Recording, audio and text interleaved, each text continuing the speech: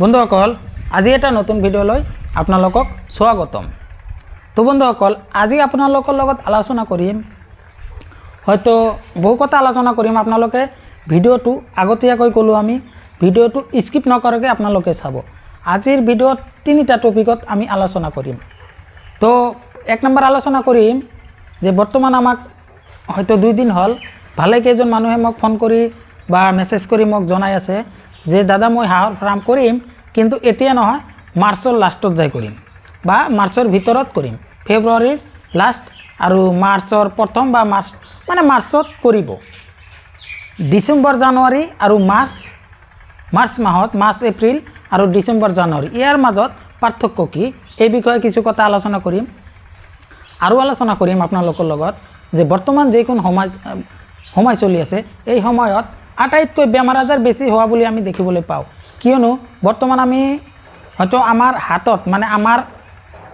হাতত যিবিলাক ফাৰ্ম আছে, যিবিলাক ফাৰ্মাৰৰ লগত আমাৰ জড়িত, আমি তাৰ লগত কথা বাৰ্তা কৈ থাকোঁ বা তেখেতক কিবা পৰামৰ্শ লাগিলে আমি দি থাকোঁ, তেখেতৰ পৰা 70% ফাৰ্মত বেমাৰ সোমাইছে।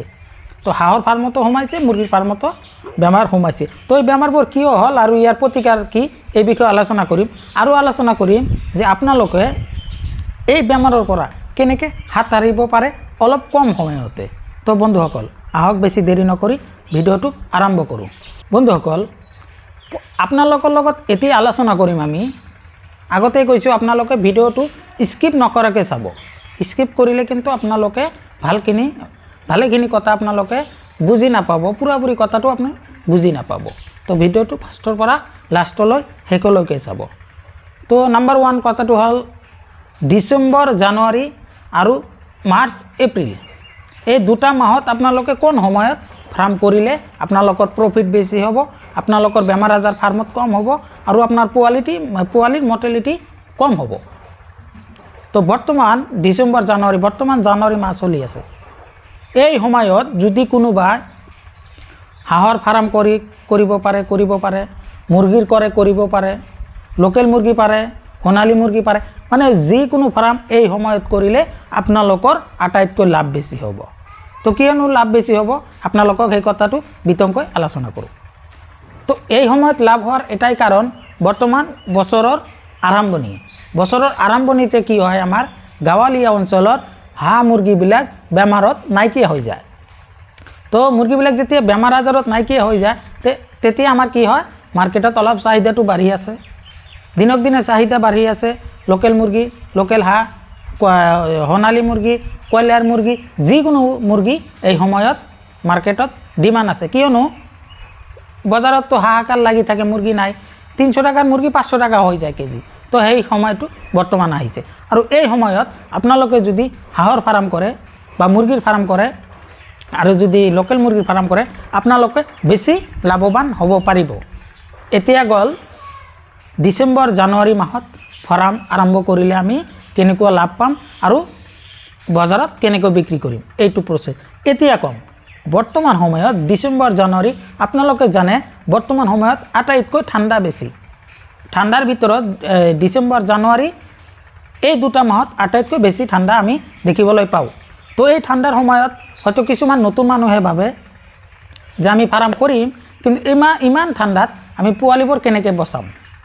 তো পোৱালি বচোৱাৰ এটাই কাৰণ, আপোনালোকে হয়তো নিজে চিন্তা ভাৱনা কৰি চাব, আপোনালোকে বুজি পাব। তো মেইনলি হ'ব কি, আপোনাৰ ফাৰ্মটো এই সময়ত কৰিলে আপোনালোকে ফাৰ্মটো অলপ ভাল চাই কৰিব লাগিব জাগাত, যাতে সূৰ্যৰ পোহৰটো পায়। নম্বৰ 1। 2 নম্বৰ কথাটো হ'ল কি, কাৰেণ্ট থাকিব লাগিব আপোনাৰ অঞ্চলত। যদি কাৰেণ্ট নাথাকে তেনেহ'লে আপুনি এই সময়ত ফাৰ্ম কৰি কেতিয়াও লাভৱান হ'ব নোৱাৰে। তো কাৰেণ্ট যিবিলাক ঠাইত আছে, তেখেতে এনেকুৱা বুডিং কৰিব।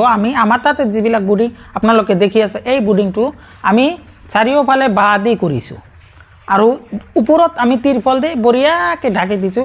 আপোনালোকে নিশ্চয় চাই আছে। এনেকৈ বুডিং কৰিলে আপোনাৰ পোৱালিবিলাক গমেই নাপাব যে বৰ্তমান গৰমৰ টাইম নে ঠাণ্ডাৰ টাইম, তাই গমেই নাপাব। আৰু কেতিয়াবা যদি কাৰেণ্ট গুচি যায়, কেতিয়াবা ৰাতি যদি কাৰেণ্ট গুচি যায়, তাতে তিৰপল মাৰা থাকে, তাতে তিৰপল দি একদম ঢাকি দিয়া থাকে ওপৰৰ পৰা তলখিনিলৈকে, তাতে ঠাণ্ডাৰ কোনো প্ৰভাৱ নপৰে। সেই পোৱালিখিনি তাতে বঢ়িয়াকৈ আৰামত হৈ থাকে আৰু তেখেতৰ ঠাণ্ডাৰ প্ৰভাৱটো নপৰে। বন্ধুসকল, এতিয়া আপোনালোকক আমি জনালোঁ যে বৰ্তমান সময়ত ঠাণ্ডাৰ সময়ত আপোনালোকে হাঁহ মুৰ্গী কেনেকৈ পুহিব, ইয়াৰ ব্ৰুডিং মেনেজমেণ্টটো কেনেকৈ কৰিব। আৰু এতিয়া 2 নম্বৰ কথা লৈ আহোঁ। তো 2 নম্বৰ কথাটো হ'ল কি, বৰ্তমান সময়ত যে ফাৰ্ম কৰি আছে যিবিলাক ফাৰ্ম, সেইবিলাক ফাৰ্মত বেমাৰ সোমাইছে। তো বেমাৰ সোমোৱাৰ কাৰণটো কি? তো মেক্সিমাম ফাৰ্মত আমি যিবিলাক ফাৰ্মত বেমাৰ সোমাইছে বা বেমাৰৰ সন্মুখীন হৈ আছে হাঁহৰ, এটা ফাৰ্মত আমাৰ ডাক পেলেগ হৈছে। তো সেই ডাক পেলেগৰ আমি বহুতো ট্ৰিটমেণ্ট কৰিলোঁ, তো আমি সেনেকৈ এটা ৰেজাল্ট ভাল নাপালোঁ। তো তাৰপিছত কালি এটা মেডিচিন দিছোঁ তাক আনিবলৈ, তাই সেই মেডিচিনটো আনি খুৱাই আছে। তো কি হয় ওপৰৱালাই চাব। তো এতিয়া কথাটো হ'ল কি, যদি ডাক পেলেগ হৈ যায়, ডাক পেলেগ যদি হৈ যায়, তেনেহ'লে আপোনালোকে এটাই কাম কৰিব, সেই হাঁহটোক আপুনি যিকোনো মানে প্ৰস্তুতি লৈ বিক্ৰী কৰি দিব। তাতে আপোনাৰ যি পইচা অলপ হ'লেও উঠি আহিব, আপোনালোকে সেই হাঁহটোক ফাৰ্মলৈ নাহিব। কিন্তু আমিতো ডাক্তৰ নহয়, কোনো হেৰি নহয়, আমি জাষ্ট এটা ফাৰ্মাৰ 2-4 বছৰ ফাৰ্ম কৰি আছোঁ, 2-4টা হাঁহ মুৰ্গী পুহি আছোঁ। কিন্তু আমাৰ যিবিলাক ডাক্তৰ আছে, যিবিলাক ভেটেনাৰী আমাৰ ডাক্তৰ আছে, সেই ডক্তৰবিলাক কয় কি যে ডাক পেলেগ হ'লে কেতিয়াও ফাৰ্মত মুৰ্গী বা হাঁহে বাচি নাথাকে। চৰি, মানে মুৰ্গীৰ ডাক পেলেগ নহয়, হাঁহৰ। তো হাঁহৰ ডাক পেলেগ হ'লে কেতিয়াও বেমাৰটো ভাল নহয়। আৰু এই ডাক পেলেগ যদি হৈ যায়, তেতিয়া সেই হাঁহটো বিক্ৰী কৰি দিব লাগিব, নহ'লে হাঁহবিলাক বচাব নোৱাৰে। কিন্তু ডাক পেলেগ বেমাৰটো সচৰাচৰ নহয়। আমি যেনেকৈ ভাবি থাকোঁ যে ঠেং এটা লেংৰা হৈছে ডাক পেলেগ হৈছে, গাৰ এটা মানে বাঁকা হৈ আছে তাই ডাক পেলেগ হৈছে, এইটো নহয়। ডাক পেলেগৰ বহুতগিলা লক্ষণ আছে। তাৰ মাজত 1 নম্বৰ লক্ষণটো হ'ল কি, তাৰ চকুটো পৰ্দা পৰি আহিব। তেনেহ'লে যদি চকুটো পৰ্দা পৰি আহে, তেনেহ'লে আপোনালোকে ভাবিব যে এইটো ডাক পেলেগ হৈছে, এইটো খাটাং, এইটো ডাক পেলেগ হৈছে, এইটো খাটাং। এইটো আপোনালোকে ধ্যান দি ৰাখিব। আৰু যদি দেখা যায় যে আপোনাৰ হাঁহকেইটা মূৰটো এনেকৈ পিছফালে লৈছে, চিধা পিছফালে লৈছে আৰু সন্মুখলৈ নাহে, তেনেহ'লে আপোনালোকে ভাবি ল'ব এইটো ডাক পেলেগ হৈছে। আৰু ডাক পেলেগ হ'লে আপুনি হাঁহটো বিক্ৰী কৰি দিব। আৰু ডাক পেলেগ যেন নহয়, সেইকাৰণে আমি কি কৰিব লাগিব, তেখেতক ভাল মেনেজমেণ্ট কৰিব লাগিব। তো ভাল মেনেজমেণ্ট মানে কি, আমি দেখিবলৈ পাওঁ কিছুমান মানুহে চকত হাঁহ লয়, মুৰ্গী লয়, তাই কিন্তু মেনেজমেণ্টটো ভালদৰে কৰিব নোৱাৰে। এনে মেনেজমেণ্ট, শাৰীৰিক যিখিনি মেনেজমেণ্ট আছে ভালেই কৰে, কিন্তু খোৱা লোৱা দানা পানীবিলাক তাই ঠিকভাৱে নিদিয়ে। হাঁহে মানে মানুহে কৈ থাকে হাঁহে বেছি খায়, সেইকাৰণে তেখেতক এই ধানৰ মল খুৱাই আছোঁ বা ভাত খুৱাই আছোঁ। এইবিলাক পুহি হাঁহৰ ফাৰ্ম কেতিয়াও কৰিব নোৱাৰে। হাঁহৰ ফাৰ্ম কৰিব গ'লে কমাৰ্চিয়েল দানাটো আপোনাৰ লাগিবই। এটা হাঁহক আপুনি 1 দিনৰ পৰা বিক্ৰী হোৱালৈকে মই যেনেকৈ গাইডলাইন দি দিম আপোনাক, সেই হিচাপে খুৱাব। 3 মাহত 2 কেজি ওজন আহিব হাঁহৰ। আৰু সেই হাঁহটো 200ৰ পৰা 230 টকা খৰচ হ'ব। তো আপুনি এটা হাঁহ কিমান বিক্ৰী কৰিব? মিনিমাম 450-500 এটা হাঁহ বিক্ৰী কৰিব পাৰিব। তো এতিয়া 200 টাকা 250 টাকা খৰচ হ'ল আৰু 250 টাকা আপোনাৰ লাভ পাল। ইয়াতকৈ লাভ বেছি আৰু ক'ত পাব আপুনি? আপুনি যে তাক যে ধানৰ মলিবিলাক যে খুৱাই আছে, ভাত খুৱাই আছে, তাই ধানৰ মলি আৰু ভাত খায়। ধানৰ মলিত কি আছে? আজি বৰ্তমান দেখা যায় ধানৰ মলি যেটা দাম আৰু আমাৰ আটক বগা চাউলটো কিনিবলৈ গ'লে একে দাম পৰে।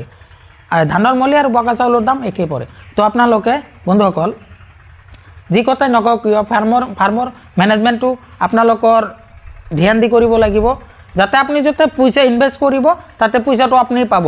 যিমান খাক, যিমান খাব পাৰে খাবলৈ দিয়ক তাক। হাঁহে যিমান মানে বহুত আমি কৈ আছোঁ কি এই কথাবিলাক, বহুত ফোন কৰি থাকে যে দাদা মোৰ হাঁহৰ বেমাৰ হৈছে। তো পিছত মই দানা পানী ৰুটিনখন চালোঁ, তেখেতক হয়তো দেখা পালোঁ যে ভাত দি আছে আৰু ৰাইচ পলিচ নহয়, ৰাইচ পলিচো দিয়া নাই, তাই ধানৰ মলিটো দি আছে। ৰাইচ পলিচ দিলে তাতে অলপ হ'লে ভিটামিন আছে, কিন্তু ধানৰ মলিত একো ভিটামিন কেলছিয়াম একো নাই। তাই সেইবিলাক খুৱাই তাৰ তেখেতৰ হাঁহবিলাক কি কৰে, লাহে লাহে দুৰ্বল হয়, একফালে ডাক পেলেগ হৈ যায়। আৰু কেতিয়াবা যদি এৰি দি আহা, আপুনি পুখুৰীত এৰি আছে, এৰি দি ৰাখিছে বা বিলত ৰাখিছে বা মুক্তচৰণভাৱে পালন কৰি আছে, সেইবিলাক হাঁহ যদি বেছি নহয় কিবা কাৰণত যদি 3 বাৰ ধৰি ৰাখে, 3 দিন যদি ধৰি ৰাখে, সেইটো হাঁহৰ ডাক পেলেগ হ'বই, এইটো গেৰাণ্টি। 3 দিন ধৰি ৰাখিলে ডাক পেলেগ হ'বই। ইমান সময় ধৰি মোৰ ভিডিঅ'টো আপোনালোকে সময় নষ্ট কৰি ভিডিঅ'টো চোৱাৰ কাৰণে আপোনালোকক অশেষ ধন্যবাদ। আৰু যদি আপুনি আমাৰ চেনেলত নতুনকৈ আহিছে, তেনেহ'লে চেনেলটো ছাবস্ক্ৰাইব কৰিব আৰু লাইক কমেণ্ট শ্বেয়াৰ কৰিবলৈ নাপাহৰিব। বন্ধুসকল, ইমান সময় ধৰি মোৰ ভিডিঅ'টো চোৱাৰ কাৰণে আপোনালোকক সকলোকে ধন্যবাদ। আৰু যদি আপুনি আমাৰ চেনেলত নতুনকৈ আহিছে তেনেহ'লে চেনেলটো ছাবস্ক্ৰাইব কৰিব আৰু লাইক কমেণ্ট শ্বেয়াৰ কৰিবলৈ নাপাহৰিব, কিয়নো এটা লাইক এটা কমেণ্ট এটা শ্বেয়াৰ কৰি দিলে আমি এইটো কামত আৰু আগ্ৰহী হ'ম, যাতে আগ্ৰহী হৈ আপোনালোকক আৰু নিত্য নতুন ফাৰ্মবোৰ দেখাব পাৰোঁ বা আমাৰ যিবিলাক ফাৰ্ম আছে এই ফাৰ্মবিলাক দেখাব পাৰোঁ। দেখি পেলাই আপোনালোকৰ অলপ হ'লে যেন কিবা না কিবা আইডিয়া এটা আছে। তো বন্ধুসকল, আজিৰ কাৰণে ইমানেই, ধন্যবাদ।